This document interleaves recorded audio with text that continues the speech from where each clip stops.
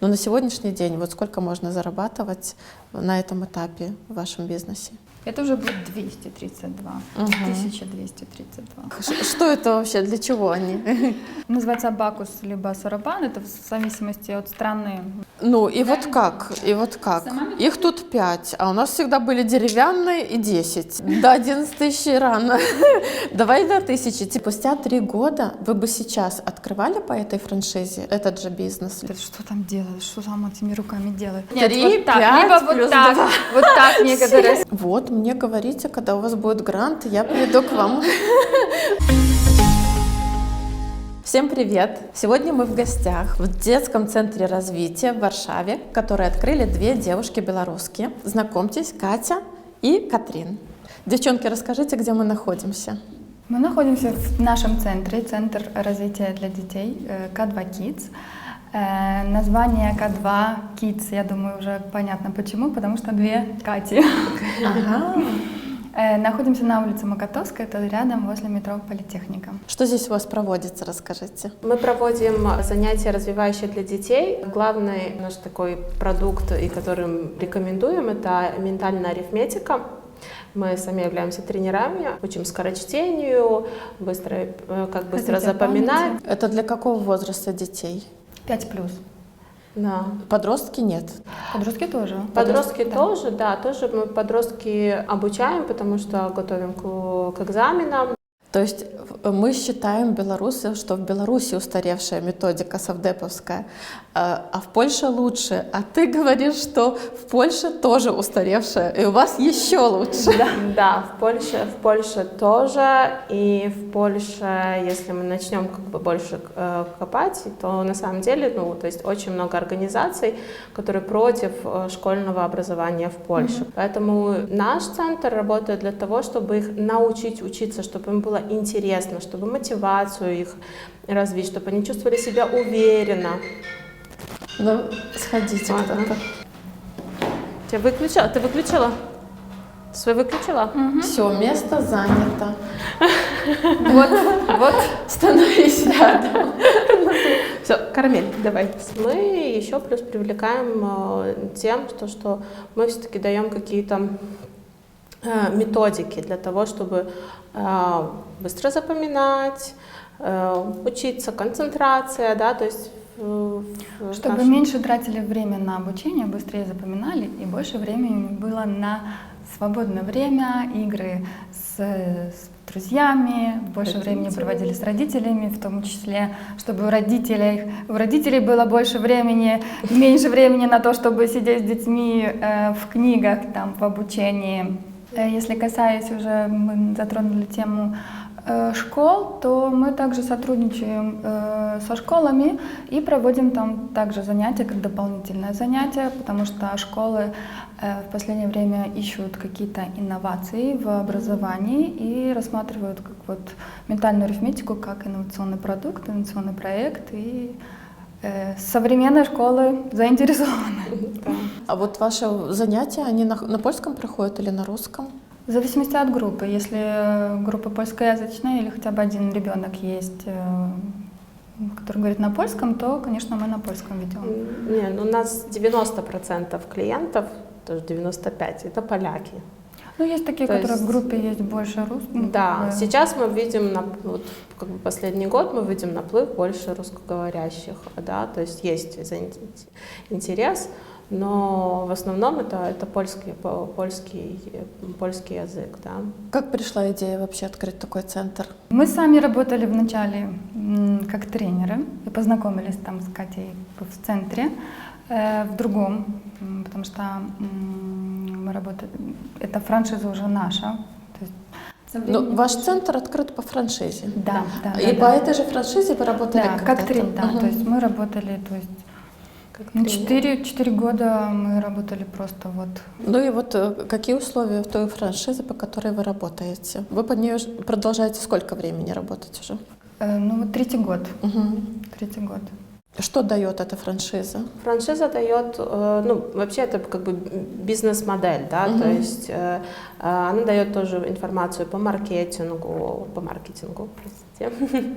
Она дает информацию, то есть программу, сама программа, сама курс, да, то есть каждая лекция прописаны, то есть у нас платформа, на которой мы работаем, это тоже это основной, как бы, это основной да. продукт, да, который мы работаем, где у нас все видна весь процесс нашего обучения. То есть это главный, наверное, такой их плюс, да. Сколько стоила эта франшиза, чтобы вот начать работать по ней изначально, не помните? По-моему, около 10, когда мы покупали, мы в самый последний момент вошли в эту еще. 10 тысяч злотых. Да, еще. А сейчас она уже около 20. Спустя 3 года вы бы сейчас открывали по этой франшизе этот же бизнес, либо вы уже бы сейчас сами запускались? Интересный вопрос. Да, очень интересный вопрос. Наверное, так, если у тебя есть программа, то есть и ты знаешь все тонкости, нюансы, да. обучения тоже, потому что здесь психология, здесь педагогика входит, да, в игру, то есть если... Но сейчас же вы уже знаете? Да, сейчас мы знаем, да, и то есть сейчас мы можем спокойно говорить о том, что вот мы K2 Kids развиваем не как франшизу, мы это развиваем уже как центр, арифметика у нас остается, потому что мы знаем, как бы, что у нее эффекты, но мы развиваем тоже свои продукты, да, то есть мы тестируем свои продукты из-за как бы общей информации, которую мы получаем, постоянно обучаемся, то есть мы добавляем, да. Также участвуем в разных проектах, в том числе международных, грантах, то есть мы сотрудничаем с разными организациями, проекты, которые финансируются Евросоюзом, посольством Германии, последний проект, в котором мы сотрудничаем. То есть, это значит, что вы участвуете в конкурсе, получаете какой-то грант, и в тогда основном уже нас приглашают. Нас приглашают да. какие-то организации, то есть мы уже просто нас приглашают как там специалистов, да, по развитию детей и взрослых, там контактам родитель-ребенок. Молодежь тоже, да, молодежь тоже в проекты, да. Либо совместные проекты, когда родители вместе с детьми, то есть у родителей одна программа для детей. И тогда для детей и родителей это бесплатно, да? Тогда грантовая поддержка покрывает эти расходы. Да. В том числе выездные такие тоже проекты, когда куда-то едем. Не только это в Варшаве, а по Польше тоже. Вот, мне говорите, когда у вас будет грант, я приду к вам со своим ребенком на обучение. Поговорим о финансовой стороне вопроса. Вот мы находимся в помещении. Сколько вы платите за аренду этого помещения? Здесь 52 метра, да, квадратных, снимаем по квадратуре, и это 4700 почти. 4700 злотых в месяц. Ну, это достаточно хорошая цена, наверное, вы давно в эту аренду. Мы, получается, подписали договор, еще это было время пандемии, когда был спадок и очень много офисов стояло. Когда мы подписывали тоже договор, то там цена была еще более привлекательная, то есть мы здесь 2-й год, почти 2 года, ну и аренда выросла на 1000. Но уже электричество, как вы говорили всё, мне да. тут за кадром, то оно включено в эту стоимость. Да. В принципе, коммунальные выросли, то есть не аренда поднялась, а выросли коммунальные. То есть цена за аренду нам не поднялась, но коммунальные, да, за вот эти 2 года, которые здесь, то получается на 20%. А какие еще расходы помимо помещения у вас есть? Так как вы работаете сами здесь, как называется? Тренер. Так как вы работаете сами здесь тренерами, то какие еще дополнительные расходы помимо? Ну, во-первых, мы не делаем это как działalność gospodarcza, да, то есть это мы не предприниматели, у нас фирма, у нас общество с ограниченной ответственностью, да. Спулка здесь называется. Да, спулка ЗОО. То есть, и у нас это бухгалтерия, потому что за бухгалтерию как бы платится отдельно. Ну, если можно в суммах расходы. Расходы это около 800 злотых в месяц. Вот. У нас нет... И вы трудоустроены в своей спилке, да? Роялти, конечно же, если так как мы говорили, по франшизе работаем. Зарплата тренеров, которые у нас работают с нами. То есть вы еще нанимаете сотрудников, да? Да. Но тренеры уже работают у нас по умове, почасовка, то есть умовое дело. Умова злицения или умовое дело, здесь так это называется.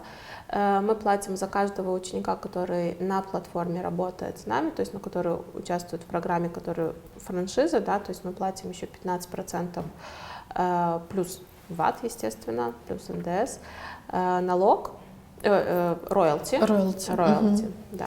Это вот отчисление этой франшизе каждый месяц, они какая-то есть система, как они учитывают ваших учеников на платформе. Еще, наверное, вы продвижение какое-то есть, и там тоже есть какой-то расход, правильно? Да, ну тоже в районе 400-500 долларов где-то в месяц. Да. То есть плюс-минус. Вот. Также мы снимаем аренду еще в других локациях. Либо в предшколе, с которых мы работаем с предшколями, с школами. И если мы видим, что у нас есть клиентская база, которая в данном районе, они заинтересованы, они у нас были на пробном занятии, им все понравилось, им понравилось, как мы ведем, и они организовывают, где-то нас предлагают в своем районе, то есть мы ищем помещение, где мы можем снять на час, на два, провести занятия, да, то есть это либо локация. В самой же школе тоже. Да, можем тоже в самой же школе, там, в школе арендовать класс. Вот. То есть это тоже не так, как у нас. Вот вы проводите здесь, вот кабинет у нас свободный. Нет, вы тоже заключаете договор аренды. Договоры вообще со школами заключаются в основном так, что ты на год учебный. Да, вперед. То есть ты, если у тебя рассыпается группа, то ты, во-первых, дальше платишь. Вот, мимо того, что нет, есть какие-то там, смотря как с директором договориться. Вот, но это тоже такой затрата постоянная, в принципе, на год уже рассчитана. Ну и я как понимаю, у вас в основном вторая половина дня, да, занятия идут, потому что в первую половину все в школах, там в садиках и так далее. И насколько у вас заполняемость? Вот сколько возможностей в день есть занятий провести? С 3 часов, по-моему, вы говорили, да? Даже с 14 уже. С 14 начинаете, и каждый час группа? Да, и каждый час. У нас занятия ведутся разные, потому что очень тоже много индивидуальных занятий, но группы у нас ведутся вообще по 1,5 часа. То есть 1,5 час, даже час 45, потому что мы делаем перерыв. Они заходят к нам. И группа у нас начиная там с 14, да, и заканчивая в 20, то есть, в принципе, 6 часов таких интенсивной работы. Сколько стоит занятие? Если это групповое занятие, если мы говорим про арифметику ментальную, то стоимость за 4 встречи, то есть в месяц в основном мы считаем по 4 занятия, 350 злотых. Это если групповое занятие, если индивидуальное 450-500. Разница тем, что группы у нас небольшие, у нас 4, 5, 6 человек, да, то есть мы не на количество, то есть у нас все-таки, как мы уже тоже за кадром говорили, почему окупаемость групп должна быть, потому что у нас небольшие группы, и мы уделяем очень много внимания, как индивидуально, то есть подход к ребенку, а не когда 15 человек, 10 человек в группе, причем онлайн, и это все ведут сложно, не знаю, можно. У нас маленькие группы. Если индивидуальное занятие, то оно длится час по времени, групповые занятия час 30 в основном. Но на сегодняшний день вот сколько можно зарабатывать на этом этапе в вашем бизнесе? Ну, у нас приходов, то есть, да, которых это около 25 тысяч злотых, да, которые покрывают нам расходы, 30 даже, можно так сказать, да, которые покрывают нам расходы. И здесь как бы уже учтены и наши заработки. Может быть, на лето у вас есть какие-то тоже задумки для детей, какие-то летние каникулы вы будете делать? Конечно, можете уже сделать анонс такой. Да, у нас летом проходят так называемые интенсивы, которые подготавливают вообще как бы потом ближе к курсу, да. У нас интенсивы проходят по ментальной арифметике и интенсивы проходят по мегапамяти. Быстрочтение. Да, и быстрочтение туда входит, да, то есть мы учимся техникам быстрой концентрации, развиваем поле видения, тоже не знаю, контвидения. И у нас кубик Рубик, то есть это то, что у нас как бы дети все любят, да. Ну и при этом у нас это собирать кубик Рубик, собрать, да? Причем что наши я не могу собрать кубик Рубик. Мы вас научим.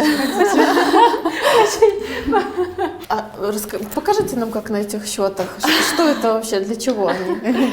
Эти счеты, это очень на самом деле методика, разработанная, называется абакус либо сарабан, это в зависимости от страны немножко по-разному называется. Это у нас такая мини-версия больших счет тренера. Дети у нас считают на маленьких счетах. Там можете показать. Ага, это почти такие же, да? Да, только это маленькие, это для ребенка. Ну и вот ребенка. как? Сама методика... Их тут 5, а у нас всегда были деревянные и 10. Это, да, немножко не так, не в такой форме держим, а вот так. Вот так. Вот так, да. Есть тоже разные виды этих абакусов, сарабанов, да, но мы работаем с тем, у которых, вот здесь вот, если увидите, один коралик вверху, и в некоторых счетах есть 2.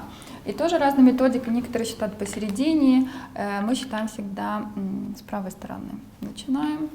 И вот здесь вот у нас единички, здесь двузначные. Вот это, вот где беленькая точечка? Вот у вас должно быть вот так лежит. Вот так держите, как я, да. И начинаете считать правой ручкой, да, правая рука. Здесь у нас единицы, здесь двузначная, трехзначная, четырехзначная, пятизначная и поехали вперед. Мы с детьми считаем пятизначное максимально.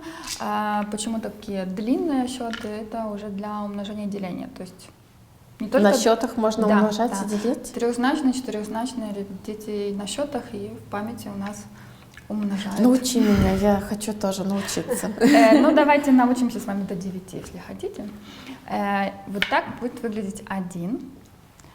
Это будет двоечка. Вы уже показываете семерку. Вот это должно быть вверху. Это будет 3, 4. Вот так будет 0, если ничего нет. Вот этот верхний коралик, это если опускаем вниз, вот так. Этот, то это будет 5. У вас уже на счетах там 555, я вижу. То есть надо очень внимательно смотреть. Вот здесь вот это 5. А это уже идут десятки. То да, есть, ну вот это все вверх должно быть, да, окей. Дальше идут это 10, 20, 30 и так далее. 10, 20, то есть 30, вот это, например, 40. 32. Так. То есть 3 и 2. 32. Это уже будет 232. 1232. Так. 11232. Нет, давай до 11 тысяч рано. Давай до 1000. Теперь, например, что мне надо прибавить? Там, например, сколько?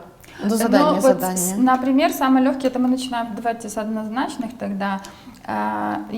Сам курс поделен тоже по темам, когда учится только на одном ряду считать, когда уже переходит, например, вот сделаем 2 плюс 1, да, ну это легко. Так, окей. А теперь нам нужно сделать плюс 4.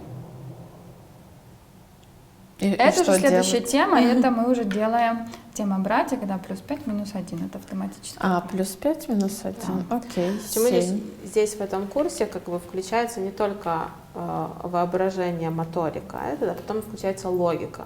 То есть при соединении простых примеров ты должен логически воображение, да, то есть ребенок читает, он читает воображение, мы тоже потом можем читать уже воображение, когда научились. Он делает логическое перемещение этих кораликов. Да. То есть вначале учимся считать на счетах, потом ребенок считает не цифрами, а видит в памяти, воображает счеты. И он, если вы где-то видели, как считают, очень часто вот так вот смотрят, что там делают, что там этими руками делают. Как считают? 2 плюс 3, вот так. 5 Либо плюс вот так, 2. вот так некоторые смотрят, что это происходит, что там такие... Мне мало так сейчас считают. А на самом деле они воображают счеты и считают, то есть, например, это двузначно, они считают как в воздухе, перемещают просто косточки. Да, у нас, то есть мы уже тоже, считают в памяти. Мы тоже, когда считаем, то мы считаем уже так. Возможно. Но по факту, да, дети сначала учатся в садике, да, они учатся там на пальцах, да, но пальцев у нас сколько? 10. Да, но на ногах еще можем позагибать. Как бы. Мама, дай твои пальцы. Да. Очень часто говорит. к нам тоже сначала приходят дети, и они такие, так нам на пальцах хватит, нам на пальцах хватит. Есть калькулятор. Мы говорим, да, то есть мы тут учимся сами считать. На конфетах. Ой, вообще замечательно. Прекрасно. На конфетах вообще даже, особенно умножение, отличное деление, особенно когда себе больше, тогда вообще заходит супер. Да. А тут получается, то есть мы работаем вроде бы, прикольно сначала, потому что ребенок, покажи мне счеты, да, ребенок сначала, прикольно, вижу, считаю так, как есть, да, то есть это 4, здесь мы добавляем 5, уже и у нас 9. уже 9. Вот, мы закрыли, и он считает -2, -1, -5, ой, 1, супер классно, легко, да. И вот мы таким способом, вроде бы легко, он начинает считать очень быстро, когда он уже то есть моторика настолько у него выработана, что он уже, окей, хорошо, то есть включаем воображение. Давайте теперь воображение. Так как мозг ребенка вообще в возрасте 5 до 8 лет очень пластичный, и много туда можно еще ему впихать, то есть у него воображение еще очень хорошо работает, да, то есть ему легче. И он начинает просто эти же движения видеть перед, перед своими глазками, там, закрытыми, не закрытыми, да. И очень быстро считать, то есть, да, окей, это простое, да, а потом мы говорим, хорошо, замечательно, а мы сейчас тебе усложним, да, то есть, а как же сделать нам 1 плюс 4, да, то есть, математически мы все это понимаем, да, то есть, это для нас логически, как ты сделаешь это, да, то есть, здесь включается логика, подумай, сколько тебе надо, какие движения сделать ручками, да, для того, чтобы тебе перенести, да. И он делает это движение, то есть, изучая тему, то есть мы проходим, да, и тут у нас сделалось 5, да, то есть логика включается, да, потом мы начинаем переходить, хорошо, а как сделать 5 плюс 6, да, резко уже перейду на следующую тему через этот, говорю, 5 плюс 6, как это так сделать, да, то есть это мы переходим уже, мы переходим уже следующий, мы включаем уже следующий ряд, да, то есть мы включаем 10 и переходим сюда. То есть таким способом детки начинают, то есть для них вроде бы сначала все было просто, и они научились вот этим простым вещам, а потом они видят, прикольно, так тут же можно комбинировать, да, и резко, когда ребенку говоришь, что это будет 1252, да, минус 1300 ты набрала. 1300, да, 1352, да, минус 1141, то он это видит, и он это начинает Так, это получается 211. Ага. У нас были случаи, когда дети брали счеты на занятия в школу, Да. и учителя не знали, как с этим, как на это реагировать. Некоторые запрещают, некоторые разрешают и очень заинтересованы, как это вы там считаете. А были такие случаи, что звонят родители, что вы не представляете, что сегодня произошло. Мы такие, боже, что случилось? Мой ребенок сегодня учителя учил, как быстро считать в памяти, потому что он считал быстрее ее, а она не понимала, как это возможно. То есть есть разные Вот ситуации. такие счеты ж можно купить где-то, да? Да, Да. у нас можно заказать как бы у нас, ну, то есть у нас в пакете, то есть когда приходим на курс, да, то есть платим за занятия и покупаем стартовый пакет. Стартовый пакет — это книжки с заданиями, счеты Ну и еще кубик-рубик, если да, у потому кого-то что нет. да, У кого если- есть, то со своими приходят. потому что мы учим быстро кубик-рубик укладывать. За 8 занятий научим полностью. Да. Я могу только его разобрать полностью. Если хорошо соберете, Потому что можно еще и собрать неправильно, не с тех сторон, потом уже не соберешь, да. не по цветам. Такие тоже ситуации бывают, а мы перекрутили, потому что надо было быстро, вот, но перекрутили, а потом уже, опс, в следующий раз не получается. Короче, счетами вы продали свои курсы. Ну что, да? Интересно со А счетами. что в сельпо такие не прижились? Все в сельпо, которые вот такие, потому что там нету логики. В Японии эти счеты, то есть они в школах, Внедрены как так, внедрены как занятия. И там дети, то есть они очень быстро считают. Почему? Потому что они с самого раннего возраста уже считают на таких счетах. А здесь это логика, то есть здесь ты должен немножко как бы, логическую выстроить цепочку, да. У нас счеты такие, там, по 10. Ну, Я, это например, только- на таких не умею считать. Да, то есть, это были что? Это были десятки, да, там единицы, десятки, Да. сотни, и как бы все. И тут еще одна, где ты мог там себе дополнительно добавлять, да, чтобы держать как бы в курсе на каких-то там, чтобы было несколько вариантов. А здесь как бы включается, дополнительное действие для мозга нашего, да. Поэтому это прижилось. Еще какие штуки интересные у вас есть? Ну вот типа с таким, что-то показать. Классно то, что если мы видели, мы тоже работали с таблицей Шульта, да, то есть если мы видели там в прошлом зале, в котором мы взяли, мы работали. Это как раз-таки увеличивает поле зрения. Да? Я вот ее никогда не понимала. У каждого человека оно индивидуальное, поэтому не все даже могут понимать, насколько у человека как бы оно расширенное. То есть его можно даже контролировать и можно увеличивать. То есть мы смотрим в одну точку и ищем по вот этому квадратику, можно считать, например, искать по порядку цифры, но мы смотрим только в одну точку. Не бегаем глазами по всему, а только в одну точку. Либо в обратном направлении считаем, либо считаем по цветам, либо наоборот смотрим, например, сразу считаем одни черные, потому что есть разноцветные, есть просто одни цвета, то есть вот эти таблицы Шульта.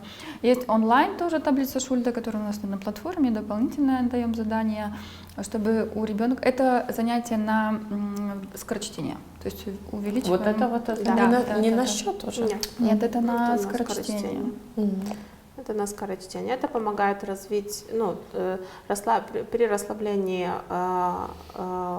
глаз, да, то есть у нас и расслабление таким, это внимательное расслабление, можно так сказать, да. Это вот в детстве у нас были такие картинки, когда вот так к носу подносишь, И потом отдаляешь, разносишь, и да, потом да, ты да, начинаешь вот такую объемную Видеть. картинку Да. видеть, да, рисунок? Вот это тоже про Да, это. да, это тоже одна из методик. Вот. Шульта это позволяет тебе на то, чтобы увидеть не картинку, а именно как бы данные, которые надо. Потому что мы читаем цифры и текст, да, и буквы. Вот. И это позволяет тебе разработать вот эту взгляд, да, чтобы он был шире, Короче, шире это и так шире. берешь на лист, смотришь, и ты В вот одну прям точку, в всю одну информацию точку. впитываешь, Да. что там То есть написано. ты, например, если по скорочтению, да, то есть мы же учимся скорочтение. Не, Ну, я думала, что скорочтение — это быстро научиться читать, Нет. просто быстро. Это Оказывается, методики, это... разные методики, да, то есть увеличивать. скорочтение — это фоточтение, да, это когда ты открываешь страницу, ты смотришь в одну точку или как бы делаешь 3 пункта себе здесь, и ты всю информацию принял.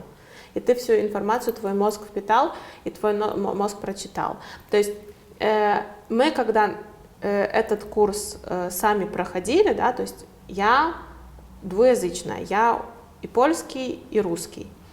Проходили мы его на польском языке. На польском языке.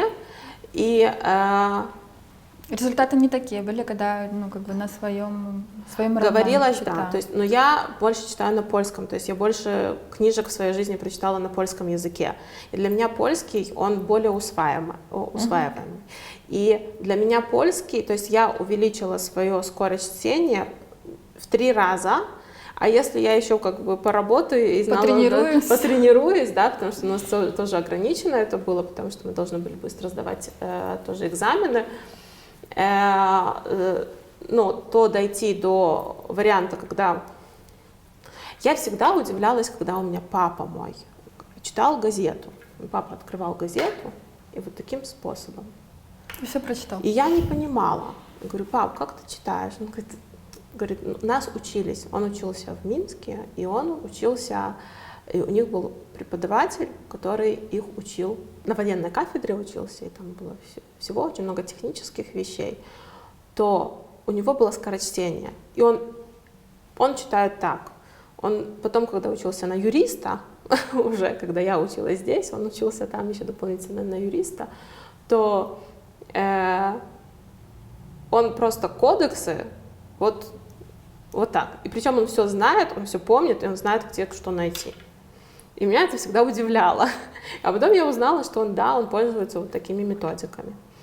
Концентрация и, при скорочтении это концентрация прежде всего. Ну, вообще сейчас такой мир, что практически книги не читают. Да. Но в интернете, например, это очень важно, чтобы находить важную информацию. Да. То есть как раз-таки выбирать основное, не просто все смотреть, всё читать, читать. а именно... Но да, и это одна из проблем, которые тоже сталкиваются родители, потому что в школе ты должен читать, а дети аудиобуки. Угу. Даже родители сами: а зачем мне читать, если я не понимаю? Опять же, аудиобуки. Что дает аудиобук? Замечательно, это хорошо, как бы усваивает информацию, если ты, но если ты тоже потом ее не перекладываешь, то это очень, то есть у тебя нету развития, да, то есть нету развития для того, чтобы проговорить, коммуникационных нету навыков, да. А чтение тоже дает очень многое, да, то есть мы, информация даже, да, то есть, которую мы зрительно воспринимаем, то есть здесь же идет еще зрительное восприятие, то, что ты должен переложить, как бы, вроде бы символы, которые одни и те же, ты должен из этого сделать картинку, потому что скорочтение, мы это называем даже не скорочтение, это больше динамическое чтение, потому что ты можешь выбрать, когда тебе как читать. Каким способом? Методикой. Угу. Потому что если, например, какая-нибудь книжка, которая интересная, которой я просто хочу в ней сидеть и вот быть в этом свете, в этом мире приключений, да, то я ее буду читать нормально, быстро тоже по сравнению с другими, потому что человек, ребенок, человек, заканчивающий школу, он там читает на 135-150 слов в минуту. Да, это среднячок такой, вот. Чтобы больше, это уже надо как бы знать техники. Угу. Скорочтение. Ох, какой этот неизведанный мир, оказывается. Я помню, когда в детстве в 1 классе провалила экзамен, сколько там, 8 слов в минуту надо было в 1 классе прочитать, или сколько-то, я там их не прочитала. И для меня такая трагедия была. И потом я решила А когда класс сидит, читают же, все должны следить. А я просто забивала и не следила за другими, когда другие читают. Я потом подумала, да, верно, это из-за того, что я не слежу. Начала следить, и у меня увеличилась скорость чтения. Да, в конце такая. Но это Вы я сами сама стали себе так читать? придумала. Вот Да. я очень хорошо помню, кстати. Да, скорость чтения. Вот у нас в школах есть вот этот, ну, вот нас проверяли, да, скорость чтения. В Польше нету этого. То есть у них, ну, как читаешь, но резко тебе в первом классе тебе еще там какие-то такие очень простые вещи большим шрифтом, а потом во втором, в третьем тебе дают столько информации, что, а в четвертом-то вообще и дети просто как?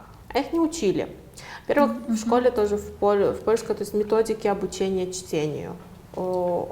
Почему в Штатах все читают намного быстрее, чем, например, в другом мире, ну, в других странах? Туда считается одна из стран, которая читает очень быстро, потому что у них не читают по буквам, не учатся букв, у них не учатся слогов, у них учатся сразу выражений. Это, слушай, как в Польшу, когда приезжают наши белорусы и сразу идут в польскую среду, на работу куда-то устраиваются. Они не знают грамматики, но шпарят, на языке говорят отлично через какой-то период времени. Ребенок, который заканчивает вот садик сейчас и переходит в школу, в садике немножко учат буквы, но он очень уже хочет читать. Есть такой курс, где бы к вам прийти, вот, и вы бы научили ребенка быстро читать? Да, это у нас сейчас как бы вот на лето, потому что, ну, сейчас еще как бы мы в разработке, да, но вот на лето мы хотим перед школой запустить такой курс подготовки перед школой, чтобы ребенок не получил какого-то стресса. То есть это будет и узнавать буквы, узнавать цифры, то есть что надо, как делать для того, чтобы он себя чувствовал более уверенно в школе. Это больше такой под нужды, да, под нужды школьные и под нужды родителей.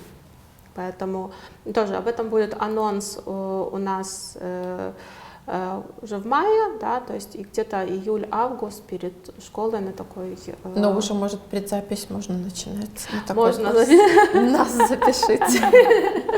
Хорошо. Если вы хотите посмотреть, будет ли вообще интересно вашему ребенку у нас на занятиях, выбрать какой-то курс, который будет ему интересен, то напишите, оставьте комментарии под этим видео.